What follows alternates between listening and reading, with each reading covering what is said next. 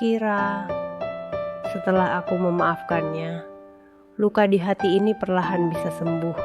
Tapi rupanya luka lama belum sempat menutup, sudah muncul luka baru.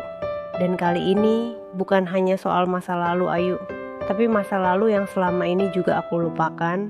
Aku kembali ke rumah, mencoba memulai dari awal. Ayu tampak bahagia aku kembali. Kami sering bicara, lebih terbuka. Tapi entah kenapa aku merasa ada jarak, seperti ada sesuatu yang belum selesai. Sampai suatu hari, aku menemukan sebuah amplop di laci meja kerja Ayu. Isinya adalah dokumen medis. Atas nama aku sendiri, dokumen itu adalah hasil tes kesuburan milikku. Dan yang membuatku bingung, aku tidak pernah merasa melakukan tes seperti ini. Di sana tertulis, probabilitas keturunan alami rendah. Aku langsung menghadapkan Ayu. Dia terdiam, lalu menangis. Aku minta maaf Rehan, aku cuma mau tahu. Kita nggak pernah berhasil punya anak dan aku mulai curiga. Aku diam-diam tes kamu waktu kamu ke rumah sakit 3 tahun lalu. Aku merasa dikhianati lagi. Tapi bukan soal tesnya, melainkan karena dia melakukannya diam-diam. Apakah aku selama ini hanya dianggap objek percobaan untuk kebahagiaan rumah tangga kami? Lalu Ayu berkata, kalau ternyata kamu mandul, kamu masih mau punya anak dari orang lain? Atau kamu tetap maunya aku? Pertanyaan itu menghantamku, dan untuk pertama kalinya aku tak bisa menjawab. Aku mulai sering datang ke panti asuhan. Anak Ayu, namanya Nara.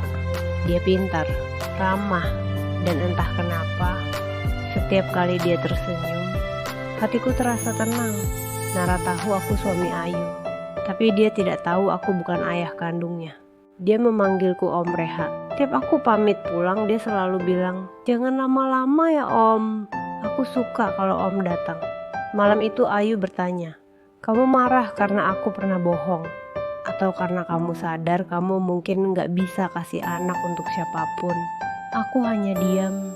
Ayu lalu mendekat, memegang tanganku dan berkata, aku pernah menyembunyikan kebenaran. Tapi sekarang aku mau hidup dalam kebenaran. Kalau kamu mau, Nara bisa jadi anak kita. Bukan karena terpaksa, tapi karena kita memilihnya. Aku melihat Ayu dan aku melihat Nara. Dan untuk pertama kalinya aku sadar, keluarga bukan tentang darah, tapi tentang hati yang memilih untuk tinggal, bahkan setelah luka. Aku tidak tahu masa depan seperti apa yang akan kami jalani. Tapi satu hal yang pasti, aku sudah memilih, dan aku akan tinggal. Jika kamu percaya bahwa keluarga dibangun oleh cinta, bukan darah, tekan tombol like dan tulis di komentar. Aku memilih untuk tinggal. Subscribe untuk cerita kehidupan yang menyentuh dan menginspirasi lainnya.